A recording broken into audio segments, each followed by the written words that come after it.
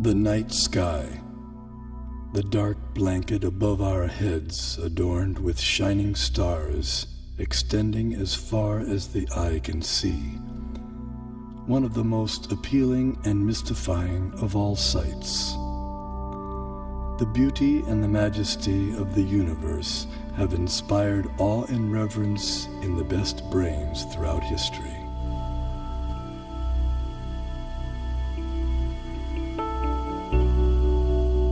There is a perfect brain behind all the natural physical laws. This most beautiful system of the sun, planets and comets could only proceed from the counsel and dominion of a powerful and intelligent being.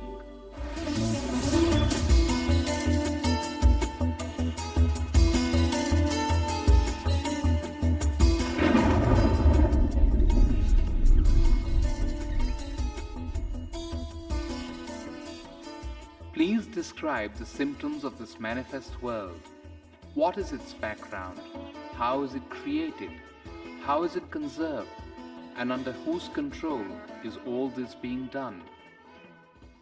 Many millennia ago, an advanced civilization revealed the mystery of the origin and nature of the cosmos. The term Vedic refers to the civilization of ancient India. Angkor Wat, the world's largest temple complex, with walls nearly 1/2 mile on each side, was built between 1112 and 1150 AD in Cambodia. Astronomy and Vedic cosmology are inseparably entwined at Angkor Wat. The central towers represent Mount Meru, the cosmic axial mountain. The 5 internested rectangular outer walls and moats indicate chains of mountains enclosing the world and the cosmic oceans beyond.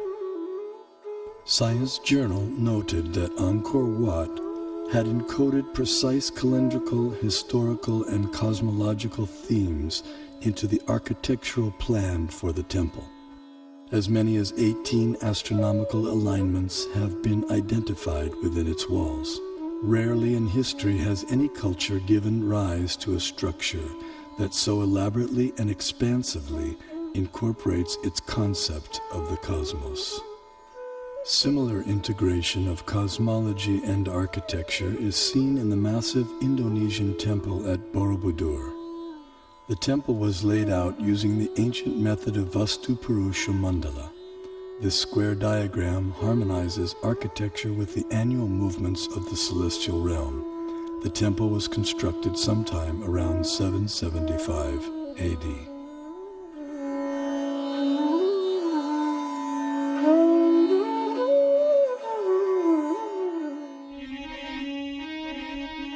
His Divine Grace A.C. Bhaktivedanta Swami, also known as Srila Prabhupada, author of 84 books on Vedic knowledge and founder of the International Society for Krishna Consciousness and the Bhaktivedanta Institute. He desired to erect the world's largest planetarium depicting Vedic cosmology through modern technology. He hoped that this gigantic virtual 3D animated model would give the contemporary world access to the Vedic cosmos.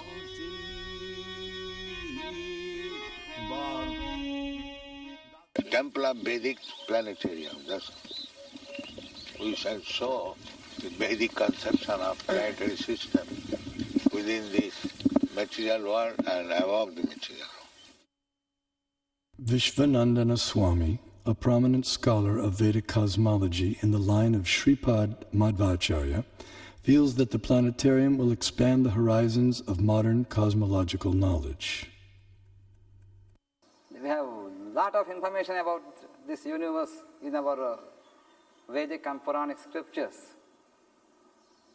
So certainly, a person who is interested in exploration, he would get some material for exploration. The planetarium had many different exhibits, so you wanted some exhibits that would create this doubt in science that they don't have the proper explanation, and that the Bhagavatam has a better explanation. In the temple, and that, it would show the Vedic cosmology. And I think later on, he said that even if the scientists don't accept it, we don't care. We just show what's in the Bhagavatam. We don't care whether people accept it or not, but we should just show it. In a letter to Bhakti Swarup Damodar Swami, Srila Prabhupada delineated 4 phenomena to be explained in the planetarium. Explain the passing seasons, the eclipses and the phases of the moon, and the passing of day and night, etc. Then it will be a very powerful propaganda. The literature of that period contains a wealth of cosmological knowledge encoded in Sanskrit, arguably the world's oldest language. This knowledge has the potential to enrich our understanding of the cosmos we live in.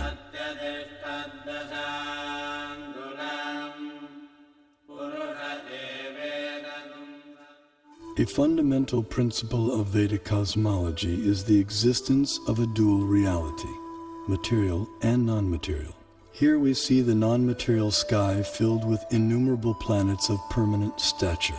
Among these, the topmost planet, Goloka, is shaped like a lotus flower, and it is here that the super-intelligent designer of the cosmos, Sri Krishna, resides with his associates. Although knowledge of the non-material realm remains beyond ordinary perception, the Vedic knowledge of the material cosmos has been recognized as extraordinary by many eminent Western thinkers. As in Hindu mythology, it is a continual dance of creation and destruction involving the whole cosmos, the basis of all existence and of all natural phenomena. Long before it became a scientific aspiration to estimate the age of the earth, many elaborate systems of the world chronology had been devised by the sages of antiquity. The most remarkable of these occult timescales is that of the ancient Hindus. Indian cosmologists, the first to estimate the age of the earth at more than 4 billion years, they came closest to the modern ideas of atomism, quantum physics. To the philosophers of India, however, relativity is no new discovery, just as the concept of light years is no matter for astonishment to people used to thinking of time in millions of kalpas. A kalpa is about 4,320,000 years. The Hindu religion is the only one of the world's great faiths dedicated to the idea that the cosmos itself undergoes an immense, indeed an infinite, number of deaths and rebirths. Thus, the Vedic literatures answer the question whether the cosmos always existed or it had a beginning. The temporal arena of repeated universal creations and destructions exists in a corner of the non-material sky.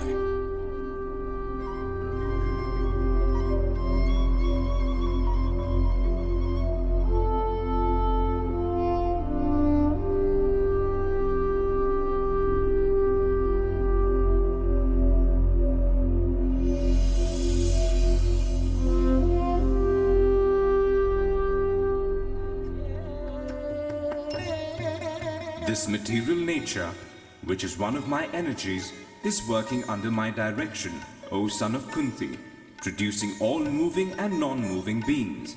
Under its rule, this manifestation is created and annihilated again and again. The only religion in which the timescales correspond, no doubt by accident, to those of modern scientific cosmology. Its cycles run from our ordinary day and night to a day and night of Brahma. 8.64 billion years long, longer than the age of the Earth or the Sun, and about half the time since the Big Bang. And there are much longer time scales still. The material universe works on the principle of relative time. As such, a day of Brahma equals 8.64 billion years by earthly calculation. Since Brahma has passed half of his lifetime thus far, the age of our universe turns out to be approximately 155 trillion years. After another Brahma century, he stirs, recomposes himself, and begins again to dream the great cosmic lotus dream. Here we behold a form of the superintelligent being Vishnu, reclining in mystic slumber amid the causal ocean. When he exhales, millions of universes issue from his body and expand, until he inhales when all the universes return within him. The universe is a sphere encased by successive coverings of the elements earth, water, fire, air, ether, intelligence, and ego. As a coconut has its hard outer shell and inner liquid, so the universe has its outer coverings and an inner space half filled with ocean water.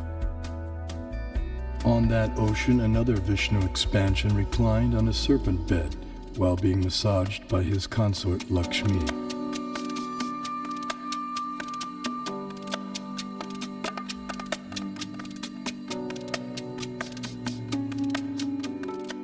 From his navel arose a lotus on which Brahma was born. Initially, the universe was pitch dark and Brahma engaged in meditation. Then he was empowered to create the universe. This account of creation may appear fantastic to some, but modern scientific theories also require fantastic leaps of faith to explain the origin of the universe. This is evident from the words of eminent physicist Stephen Hawking. Either we have failed to see 99% of the universe, or we are wrong about how the universe began. Vedic cosmology explains that the universe is made up of 14 vertically arranged planetary systems, or lokas. Each system resembles a galaxy and comprises stars, planets, and other celestial bodies. The topmost planetary system is Satyaloka, the abode of Brahma, which is at a height of 1.87 billion miles above Earth. Below this Satyaloka planetary system is the Tapaloka planetary system, the abode of the ascetics, which is at a height of nearly 1 billion miles above the Earth. Here, the ascetics live in a solitary, serene environment conducive for yoga and meditation on transcendence. Their disciplined life of joyous austerity prepares them for returning back to the non-material world.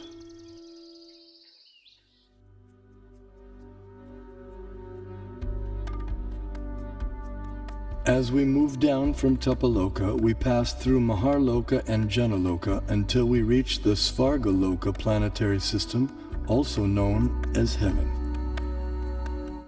The alignment of heavenly bodies around the pole star was elucidated by Srila Prabhupada in a letter. We can see that at night the whole planetary system is turning around. And the pole star being the pivot. His planet has its orbit fixed, but the sun is moving up and down, north and south. It is not that we shall accept the theory that the sun is fixed and others are all going around the sun. That is not correct. In talks with leading disciples, Srila Prabhupada compared the revolution of planets and stars to a spectacular rotating chandelier. It's like this chandelier, and so the whole thing is moving. Then he developed this idea of the temple of the Vedic Planetarium, and how he'd always go like this, dome, dome. He'd hold his hand like that, and he'd say, and then from the center of the dome, a chandelier, which shows the planets according to the Vedic version. Some spectacular kind of chandelier. This planetary system is rotating from east to west, and it is hanging like the chandelier, taking shelter of the pole star. That we can see every night. That the pole star or the North Star remains fixed and does not orbit in the sky is well known to astronomers and sailors alike. Less known is the fact that the pole star rotates powerfully on its own axis. The ancient Vedic text called Matsya Purana explains, "The planets and stars are all attached to the pole star by invisible astral cords of wind called pravaha. The revolution of the pole star causes the orbital motion of other planets and stars." Through meditation, yogic astronomers visualize the planets and stars as different parts of the body of Shishumar, the transcendental dolphin. The pole star, the topmost of the heavenly planets, is like the capital of the middle universe. Here, the third form of Vishnu resides on an ocean of milk. In times of universal disturbances, the demigods headed by Brahma come here to appeal for help. The pole star is also the abode of Dhruva, a pure and exalted devotee of the Lord.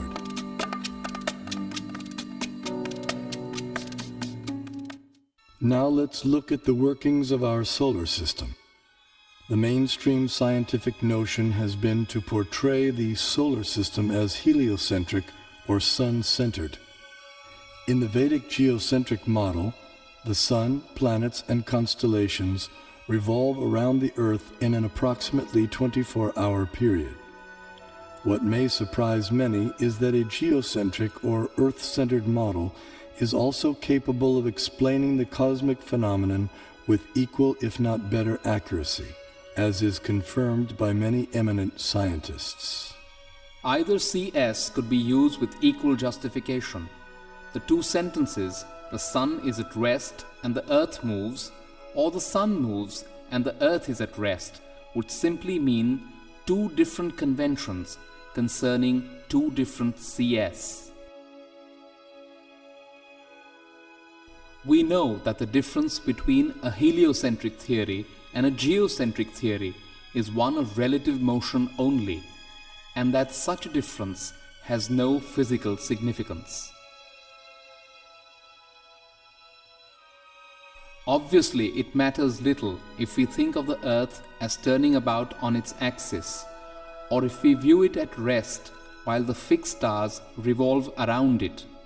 Geometrically, these are exactly the same case of a relative rotation of the earth and the fixed stars with respect to one another. Although the heliocentric model has been widely propagated, it has never been proven. There is no planetary observation by which we on Earth can prove that the Earth is moving in an orbit around the Sun. Mathematically, there is nothing wrong in this system because we are observing from the Earth and it is the relative motion that really matters. So if you assume that the Sun goes around the Earth, there is nothing wrong because it's a question of relative motion. The Vedas give amazing information about the Sun. Do you know what energy runs the Sun? Is it nuclear fusion? Is it volcanic energy? The Vedas say it is water. Yes, water. The Sun evaporates water from all over the creation and uses it as fuel, just as lightning uses moisture.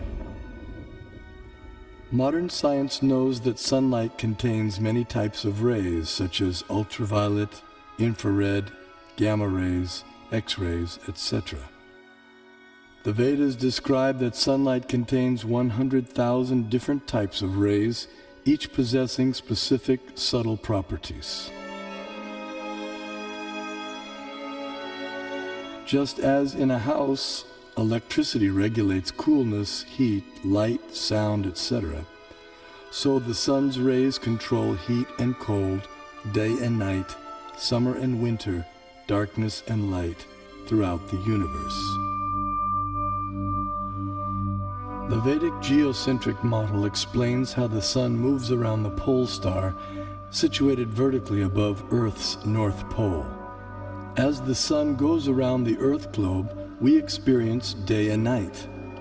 The stationary Earth, unlike the pole star, does not revolve on its own axis, though it is slightly tilted toward the pole star. During summer in the northern hemisphere, the North Pole experiences 6 months of daylight. Conversely, during summer in the southern hemisphere, the South Pole experiences 6 months of daylight. These 6-month periods correspond to a day and night for the demigods living in the heavenly planetary system. Vedic cosmology accounts for this phenomena by the vertical motion of the sun, technically called Uttarayana and Dakshinayana. The sun moves upward on an incline for half a year and then downward for the next half. This motion produces 2 effects on Earth, namely the changing of the seasons and the varying durations of day and night. Ordinary vision sees the sun to be a mere globe of fire. However, celestial vision reveals a personality residing over the sun. His name is Vivasvan, and he rides on a golden chariot pulled by 7 divine horses at a speed of 16,000 miles per second. The chariot has 1 wheel which moves on celestial Manasottara mountain. The horizontal shaft is linked to the axial hub of the universe, Mount Meru, and the diagonal shaft is linked to the pole star. With each circular path, the wheel gradually moves laterally inward for 6 months and then outward for 6 months. Similar to the chariot's vertical motion, this lateral action fine-tunes seasonal changes on Earth. When the orbital motion of the sun is viewed from above, its illumination is seen to extend out to half of the greater Earth plane.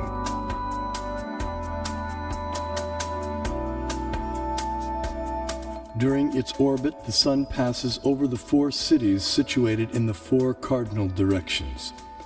The city over which the sun is passing experiences noon, and the city in the opposite direction experiences midnight. The 2 other cities experience sunrise and sunset. The zodiac is a conceptual celestial plate encompassing the entire sky. Like the face of a clock, the zodiac is divided into 12 divisions of 30 degrees each, called signs of the zodiac, or rashis. Each named according to the constellation of stars residing within them. These signs serve as a set of reference markers for measuring the movements of the moon, sun, and the planets. The zodiac completes 1 clockwise revolution of 360 degrees in every 24-hour period. The moon travels through the zodiac, but due to its slower angular velocity, it completes only about 347 degrees in 24 hours, falling behind by about 13 degrees. The day after the new moon day, we see 1 moon phase. The next day, the moon again completes 347 degrees, and we see the moon in its 2nd phase.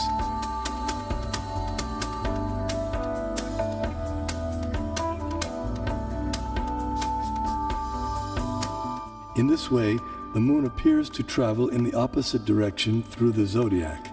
This is also called retrograde motion. Thus, the phases of the moon increase each day for 15 days until the full moon. Then the moon's phases decrease gradually by 1 phase each day until the dark moon night. The Srimad-Bhagavatam describes the vertical positions of the planetary orbits. First above the Earth plane is the Sun at a height of 0.8 million miles. Next higher comes the Moon at 1.6 million miles, followed by the Nakshatras, 28 stars, at twice the height, then Venus, Mercury, Mars, Jupiter, Saturn, Saptarishi constellation, and then finally the pole star at a height of 30.4 million miles. Although the Sun is 0.8 million miles above the Earth plane, its horizontal distance from the Earth is much greater. Although varying with the seasons, the mean Earth-Sun distance works out to be approximately 100 million miles. 80,000 miles below the Sun is a dark or invisible planet named Rahu. When this planet comes between Earth and the Sun on the new moon day, or Amavasya, while the moon is in the same conjunction or straight line, a solar eclipse takes place. The eclipse is full for those on Earth who are situated in line with the conjunction, while others may see it partially. Similarly, when Rahu comes between the Earth and the moon on the full moon day, or Purnima, while the Sun is in the same conjunction, a lunar eclipse takes place. This is seen by anyone on Earth who can see the moon. The eclipse is either full or partial depending on the movement of Rahu. At least 5,000 years ago, the Vedas were able to predict eclipses precisely. This science is still used today with the same extraordinary accuracy. Science is defined as systematized knowledge of things around us. So if we prove that Vedic cosmology is systematized knowledge, that would prove, in other words, scientific nature of Vedic cosmology. Modern cosmic science is only a few centuries old, whereas our Vedic cosmology is several thousands of years old. So the modern science certainly cannot be a base for ancient Vedic cosmology. Vedic cosmology presented from the Vaishnava point of view and as based on the Vedas, we will find appreciation by real scientists because it has its own scientific basis. Science has always changed. Over the centuries, one theory after the other has come and replaced the former theory. And what is prevalent, everyone has accepted. But Vedanta doesn't change. Do you say that these modern scientists have found out everything in this universe? They have not explored all the possibilities in the field of cosmology. Only they have explored to some extent. They have seen through this Nalika Yantra or the telescopes and microscopes, etc., which are having their own limitations. And people getting the information through limited devices, can they say they know everything? I don't agree with this particular point at all. Kepler put Sun at a distance of 30 million miles from Earth, but the modern scientists placed the same Earth at a distance of 93 million miles. In 1930, Pluto came into existence. 2006, it vanished. To realize the vision of the Vedic Planetarium, Srila Prabhupada wanted a diagram depicting the structure of the universe. To this end, he engaged devotees and artists in drawing maps according to Srimad-Bhagavatam. Those three, and I was doing maps. We had some big pieces of paper, and then after this, I was there for discussions, and I would take some notes, and then try to make these maps. They were present sometimes while I was making the maps. Other times I would make the maps on my own. And I only think there were about 3 or 4 maps of Bhumandala. But, so I made this one big map. One of the maps was the concentric overview of Bhumandala. Simultaneously, Srila Prabhupada sent out leading students to find a competent Vedic astronomer. After extensive searching throughout India, finally on April 30th, 1977, a reputed South Indian pundit was brought to Bombay, India to meet Srila Prabhupada. In the 5th canto, there is a description of the planetary system. Yes. So we want a diagram. Yes. So kindly help us. This planetary system is hanging. Yes. Urdhva Dosaka. The same thing is explained in the Srimad-Bhagavatam. But how it is hanging and where at different situation of the planets and plateaus and hills. So as far as the book is concerned, kindly make a diagram so that we shall exhibit. Because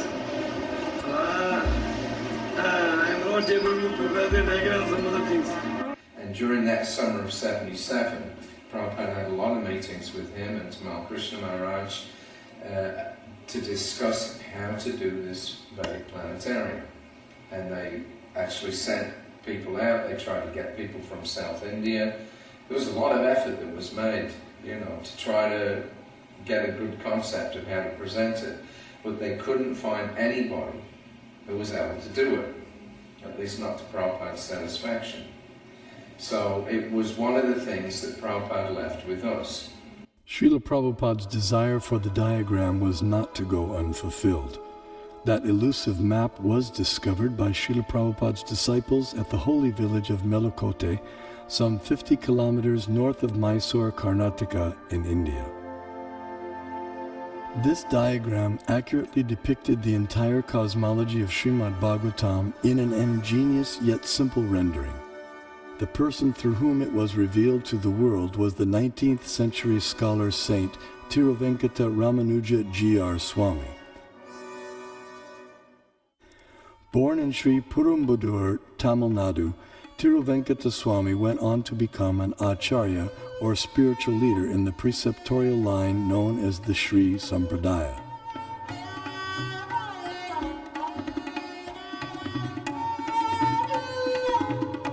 He spent several years of his life in Melukote, which 900 years earlier had been the residence place of Sripad Ramanujacharya, the most prominent acharya of the Sri Sampradaya. At Melukote, in the 1,000-year-old temple, Tiruvenkata Swami studied and taught the Vedas and also worshipped the deity of Tirucheluva Narayan.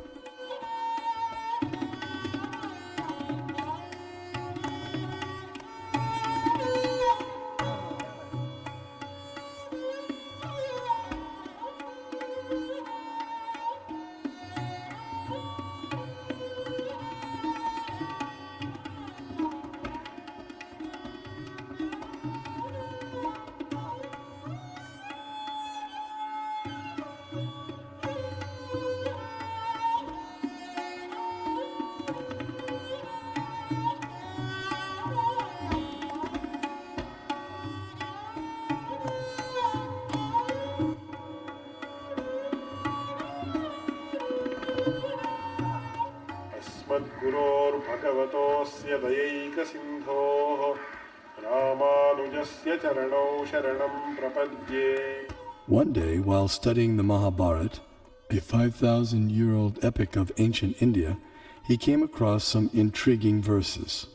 In the 5th chapter of Jambu-Kanda, Bhishma Parva of Mahabharata, it is said, Sudarshanam pravakshami dvipastu gurunandana Parimandalo Maharaja Dvipoyam Chakra Samstita Yato hi Purusha Pashet Darshanam Mukhamatmana Evam Sudarshana Dvipo Drishyate Chandramandale Dviramshe Pipalastatra Dviramshe Cha Saso Mahan Sarvaushadhi Samavayes Sarvata Parivarita.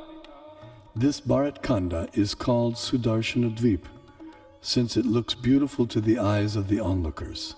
Being circular, it looks like the disk of the Lord, and it is attached to cyclic time in the form of a disk presided over by Lord Sudarshana. Bharat Khanda is in the form of a globe, since all of its 4 corners are rounded like the bale fruit. When viewed from the moon, half of Bharat Khanda appears like the rabbit and a small peepal leaf, while the other half appears in the form of a big peepal leaf, with all of them surrounded by varieties of vegetation. Pondering the verses, he became perplexed. What on earth can a rabbit and peepal leaves have to do with geography or cosmography? As he sought to understand their meaning, he contemplated, meditated, and prayed.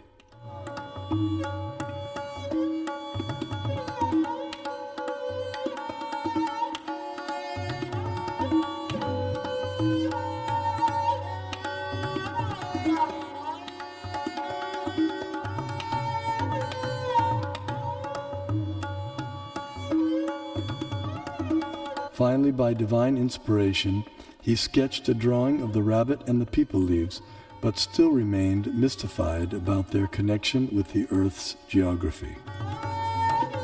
Suddenly it dawned on him that if the drawing was turned upside down, the rabbit perfectly corresponded with Europe, Asia, and Africa, while the people leaves corresponded with North America, South America, and Australia. These continents comprise our Earth, which the Mahabharata calls Bharatkanda. Vishnu Purana also describes the Earth as Bharatkanda and gives its diameter as 8,000 miles.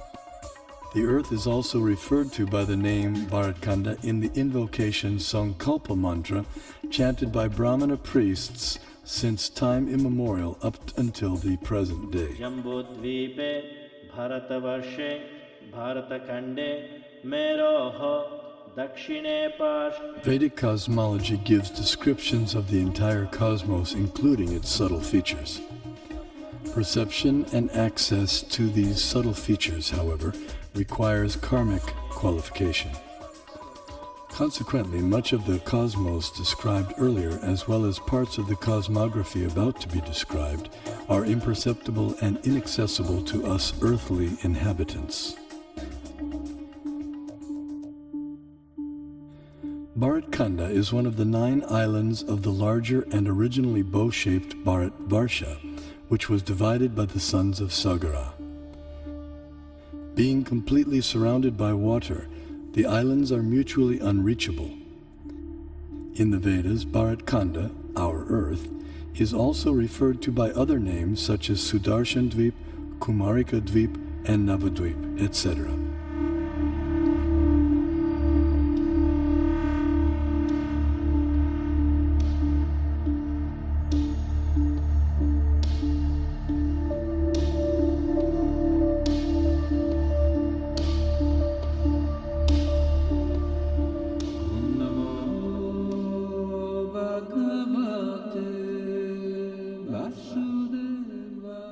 In Bharatvarsha, the famous mountains known as the Himalayas are tall and immovable.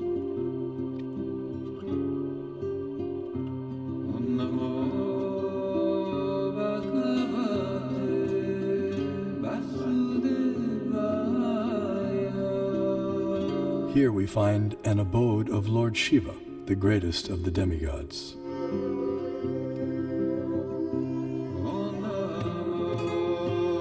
In the center of Jambudvip stands the most extraordinary divine golden mountain called Meru.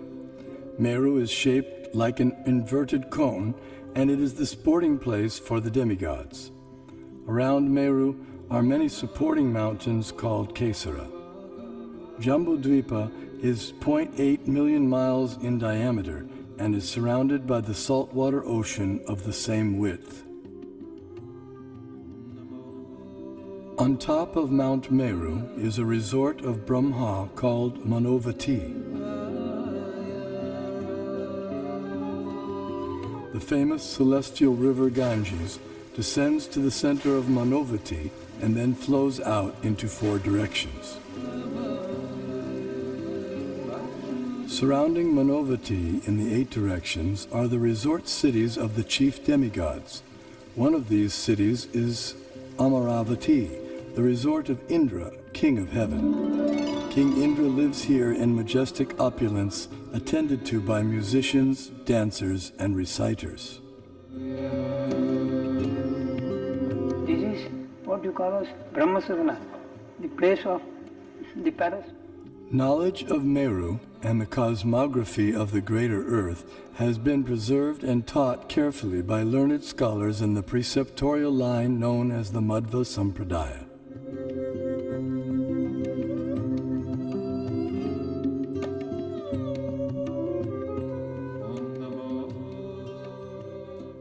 The greater earthly planetary system extends out to the edges of the universe and has a diameter of 4 billion miles. Known as Bhumandala, shaped like a lotus flower, it has 7 concentric islands and oceans with Mount Meru as its pericarp.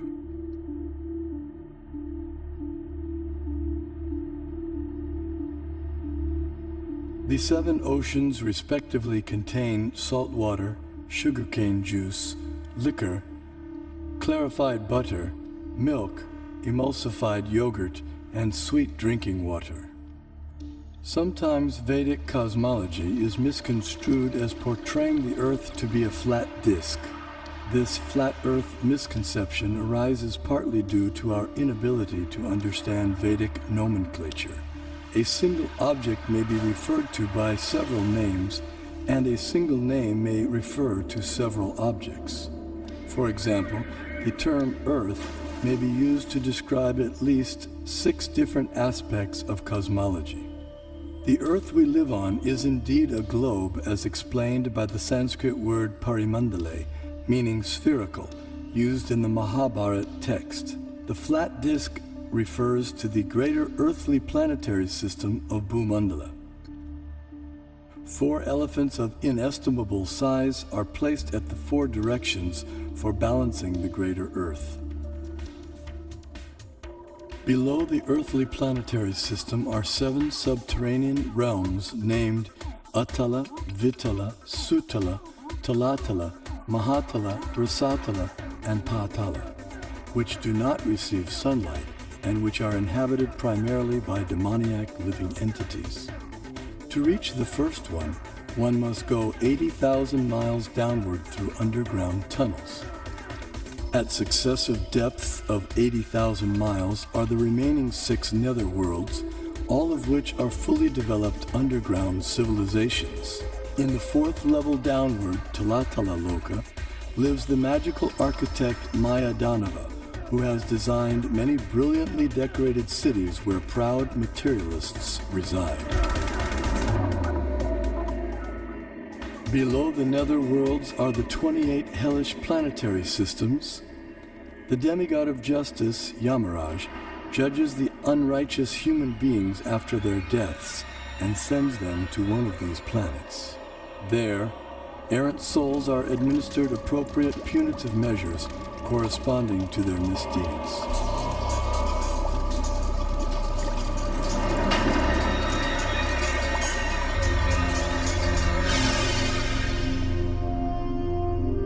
The earthly and subterranean planetary systems rest upon one of the hoods of the gigantic divine serpent, Shesha. Shesha in turn is held up by the colossal transcendental tortoise, Kurma. And Kurma resides in the ocean that fills half the universe.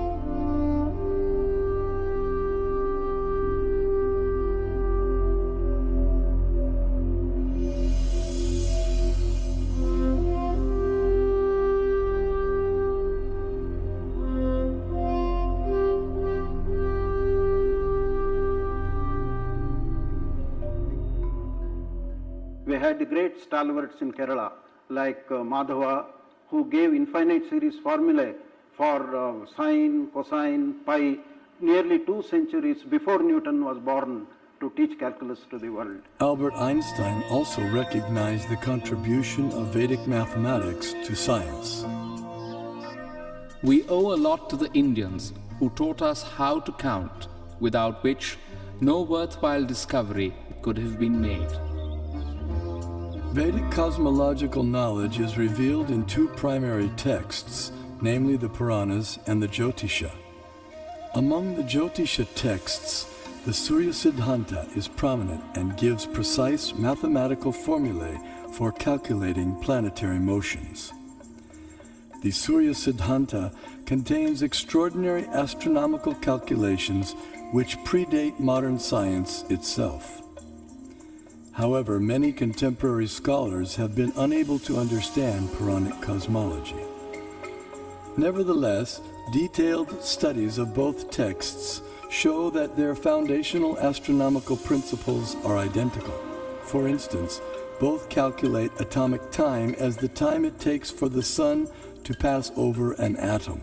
Similarly, both texts calculate the frequency of planetary revolutions in terms of their retrograde motion with respect to the zodiac.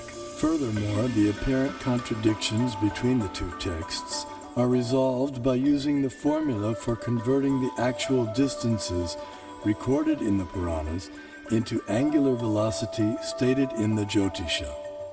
This Surya Siddhanta, originally spoken ages ago by Surya, the sun god, was translated and commented upon in the 20th century by the brilliant astronomer named Bimala Prasad Siddhanta Saraswati. Vedic thought should be preserved. If you are not able to interpret, someone will interpret at a later stage. After a millennium, let someone come and interpret. We have to preserve that. The Vedic thought, Vedic knowledge has to flow from generation to generation. I feel that there should be a planetarium strictly according to Vedic cosmology, and once the planetarium is constructed, probably at least we will give a chance to those people to comment upon it and to discard it or to accept it, etc. Vedic planetarium apparently appears to be different from the ideas of the modern scientists. But what is more important is whether Vedic planetarium idea by itself is scientific.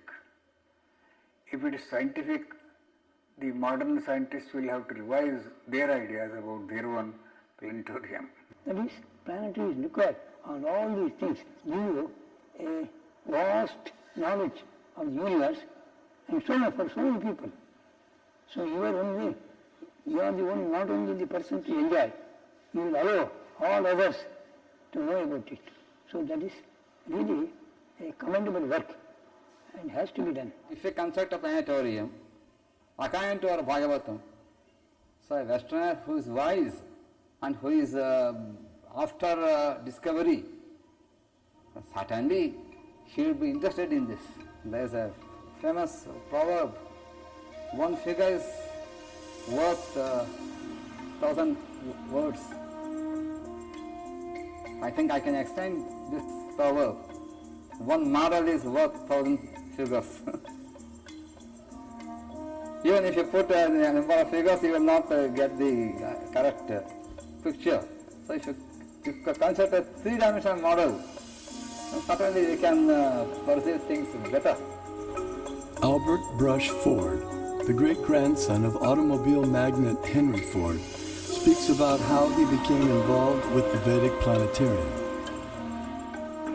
I was in Detroit in 1976. We had purchased the Bhaktivedanta Cultural Center and had spent a year getting it fixed up, and Prabhupada came for a visit. And so it was his first visit there, and he was entertaining some guests up in his room at the Cultural Center. And he was explaining to them about the Vedic Planetarium. And so after he talked to them for a while, he turned to me and he said, so how do you like this idea about the Vedic Planetarium? And I said, it's a very nice idea, Srila Prabhupada, because it sounded like a very interesting idea. And so he said, kind of half jokingly, okay, you can help finance. And then we all laughed, myself and some of the other devotees had a good laugh. And just at that moment, someone took a picture.